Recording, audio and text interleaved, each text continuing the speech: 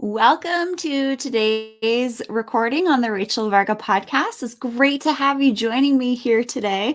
And in today's show, we are going to cover what you need to know about pre and post recovery with tox, or otherwise known as neuromodulators or wrinkle smoothing injectable treatments, including things like neuromodulators and dermal fillers, aka hyaluronic acid fillers, for reducing things like swelling and bruising. So I'm going to share with you some of my best tips to help you recover like a rock star and hopefully help to reduce things like swelling and bruising. And before we go any further into today's content, I would love to invite you to subscribe here on the Rachel Varga official Facebook page and YouTube channel. And on YouTube, hit the bell so that you know when I go live next and new content is released. Also, be sure to subscribe to the Rachel Varga podcast so that you can listen and tune in on the go and take those good vibes with you. Anyways, it's great to hang out with you here today. It's such a fun community that we're building. And be sure to leave a review on the Rachel Varga podcast. Give me some content ideas, because what I'm basically doing is creating resources that I am asked all the time about, different FAQs. So this is going to be an FAQ session on what to do pre and post facial treatments. First of all, we need to have a little bit of a well-rounded conversation on this topic, because this can be a little bit of a taboo topic, and there is more information coming to light that is speaking to things like safety and efficacy. So I'd be doing you a disservice if I didn't cover this. So before we get into what you need to know before and after, we need to talk about alternatives to facial injectables. So what are some of the alternatives to non-surgical facial injectables for the face and rejuvenation? Well, there are things like medical grade skincare, dermal rolling, using different devices at home that use ultrasound or isonophoresis or all sorts of things, peptides in your skincare, antioxidants. But what you need to make sure of is that those products are actually safe and efficacious. And just because you pick up a bottle of something and it says, oh, it's got retinol or hyaluronic acid or this peptide like squalene or matrixyl 3000 or gyroline, things like that, you need to make sure that the final formulation is effective, that it doesn't just have those active ingredients. So there's a lot of science that goes into really well-made formulations. There's also some great alternatives to facial tox and dermal filler options, including laser rejuvenation. And I'm a huge fan of caring for your skin health first before doing some of these other non-surgical injectable options. So I just wanted to put that out there, that there are alternatives to these treatments that I actually recommend you do first, and that just letting the injectables take care of what's left over if you need it.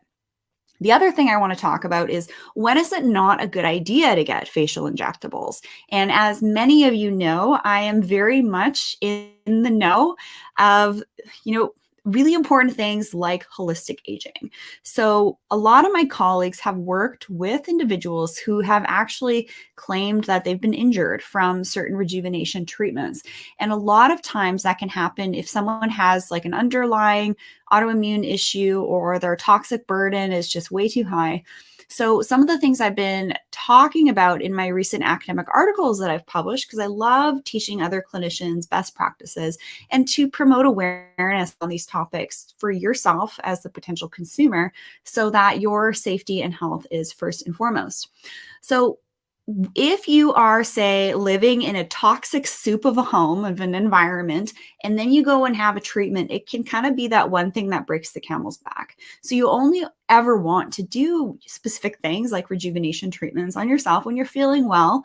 And this is educational information only. This is not medical advice. If you think you have a medical condition, you must seek the guidance of a licensed physician, and also review these potential options with your physician before doing them.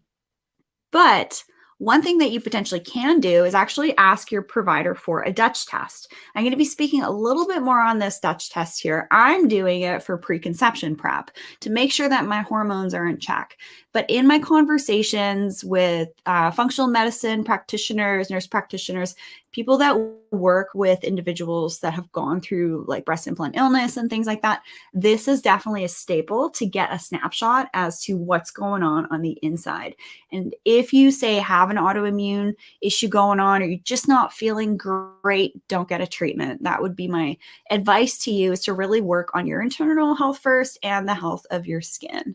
So that was just a little PSA there, because not a lot of aesthetic physicians and nurses really understand this yet, this concept of the toxic burden. All right, so let's get into it. First of all, what are toxins and dermal fillers, and what can they do? The reason I'm not using a specific brand name that starts with B and ends with tox is because that's a name, right? It's a brand name.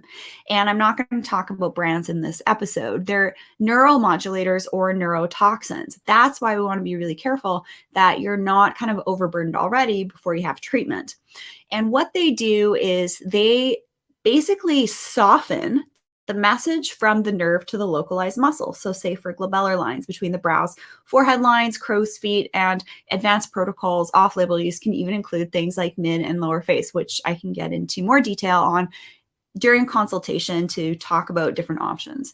And you can book that with me at rachelvarga.ca. Use promo code podcast15. Dermal fillers are using things like hyaluronic acid, and there are things like BDDE mixed in with hyaluronic acid. There's other things. They're not usually just like a pure HA, because there's hyaluronic acid chains, and then there's these little binding little like clips that keep the chains in place. So it's not just straight HA. There's other things in there as well that a lot of people don't really know about. But dermal fillers, what they can do is they can restore things like lost volume. So for example, say you've noticed some flattening to your cheeks and you've lost some of your fat, your collagen, your soft tissue, and also bone. And I'm going to talk about what you can do afterwards. But first, we're going to talk about what these options are. But I will shed some light on sleeping after your treatment, but also if you're not going to get these treatments, how to sleep well to age well. Anyways, we lose fat, bone, soft tissue in our faces. So what happens is everything kind of starts to fall and sag to the jawline and all sorts of fun things. And there's a couple papers on this very topic. There's an academic paper published in 2017, 2018 that actually shed light on the fact that women's faces change shape 3 times faster than men's between the ages of 50 to 60. So menopause isn't really that nice to us. So what we do before that and during is really helpful to help us navigate those changes with our hormones that this Dutch test detects, so that you go through that stage of your life with a little bit more grace and ease. So neuromodulators soften facial motions, and dermal fillers provide a revolumization to the lips, certain fine lines and wrinkles, and all of that. And my first academic article was talking about tear trough fillers. And I just want to be very clear that I'm not a fan of tear trough fillers because of the issues that can arise a month, 9 months later, 9 years later, even when they're done by the best of the best providers. They're probably one of the highest risk areas. So I can recommend some alternatives to tear trough to rejuvenate the eyes in a one-on-one session with me. So how do you prepare for your toxin dermal filler appointment? Well, your provider should be relaying things like avoiding things like blood thinners. We're talking aspirin, ibuprofen, St. John's wort, omega supplements, vitamin E. Basically, any multivitamin usually has some vitamin E stuck in there. And things like omegas, ginger, garlic, ginkgo, anything that starts with a G can also thin out your blood a little bit. But you need to check with your doctor before maybe withdrawing off things like ibuprofen or aspirin if they're recommended for you for thinning your blood intentionally. But what those things will do is they will, if you're taking blood thinners 3 days before, 2 days before, even a cocktail the night before, even one alcoholic beverage the night before your treatment will turn you into what I like to call a leaky faucet. You're just going to keep bleeding. And it's really annoying for your practitioner to have to stand there and apply pressure so that you stop bleeding because they don't want to give you a bruise.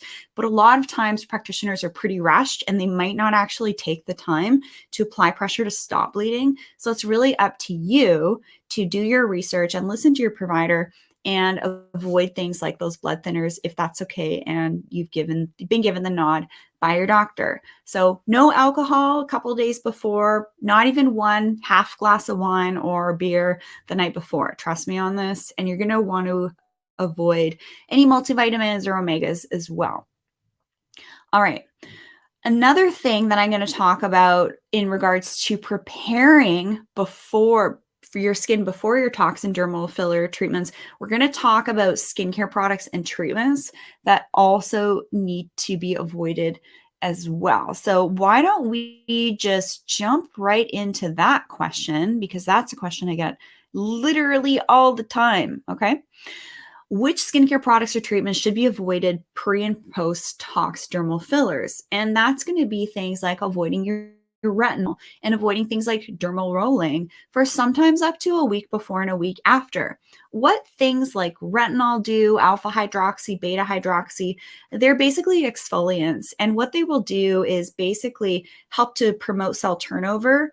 And when you're using those products, it'll actually temporarily thin the skin. And then when you stop using them, there's a process called reepithelialization where the skin cells build back up.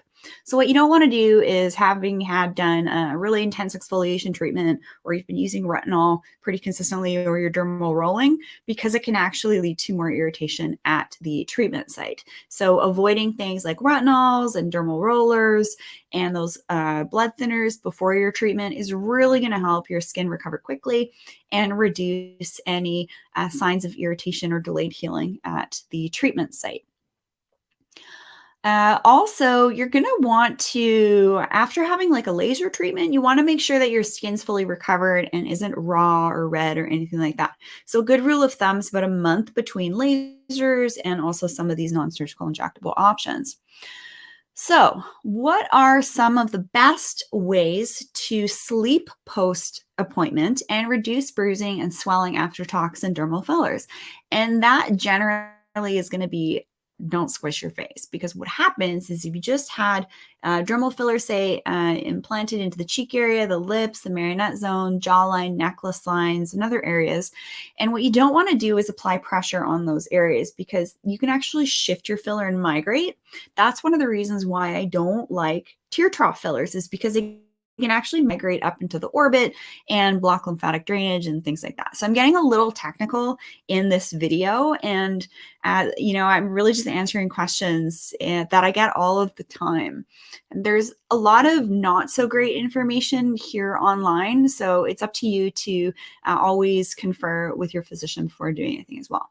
So the Envy pillow is it is my top anti-aging pillow. So the Envy pillow, you can find that at rachelvarga.ca/favorites.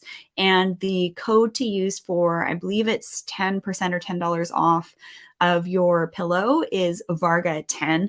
I personally love the copper pillow with the silk pillowcase, and they're a anti-aging pillow is going to last you upwards of 10 years, maybe even longer. They're made in Canada. They're made by 2 fellow aesthetic nurses like myself as well. So your sleep position after having, say, a tox or dermal filler treatment is really important, so that you're not squishing your face.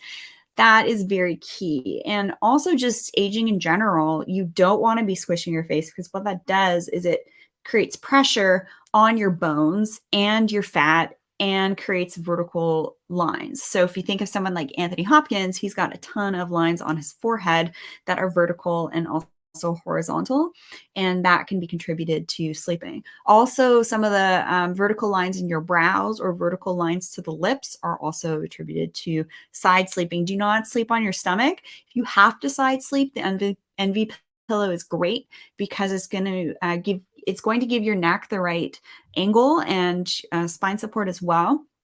Sleeping is really important for aging well, because that's how your brain detoxes. All right, next question. Are there nutrients to help with recovery? Yes, there are. Some of the most popular ones you will hear about are things like arnica, bromelain. Those are kind of the big ones. No, eating pineapples isn't going to give you bromelain. Bromelain is actually found in the pineapple stem. So that's why you're getting a specific supplement with that. So in my experience, I have spent a small fortune on getting all of these different types of supplements to allow myself to heal the best way I possibly can for both non-surgical and surgical options. And that was before I knew of a specific kit that was specifically designed for pre and post recovery. And that is the BScN Skin Nutrients Kit here. So this is the advanced pre and post formula. So say, for example, you're getting eyelid surgery, jaw surgery, rhinoplasty, breast augmentation, tummy tuck, things like that. This type of kit can be really helpful. Obviously, have it cleared by your doctor, but it has all of these different cofactors to help to reduce things like bruising and swelling. And these products are actually backed by over 15 years of third-party independent lab testing. And there's a lot of really shady products out there that you'll find on social media, sponsored ads, things like that. So I trust third-party independent lab tested nutrients. So that's a kit here. You can actually get this at rachelvarga.ca/store, and it will get shipped right to you. So this is a really great kit because it's got these little sachets that you open up and then you simply put them in your water and then you drink it. You put it in your smoothie as well, but it's basically giving yourself nutrients in order to deal with things like inflammation and oxidative stress. So that's a really lovely advanced protocol option that I personally have used to help myself recover well instead of buying like 10 supplements for healing. That's going to cost you way more than just getting this one particular kit that's actually optimized and all the ingredients are synergistically formulated so that they work synergistically. Pretty cool.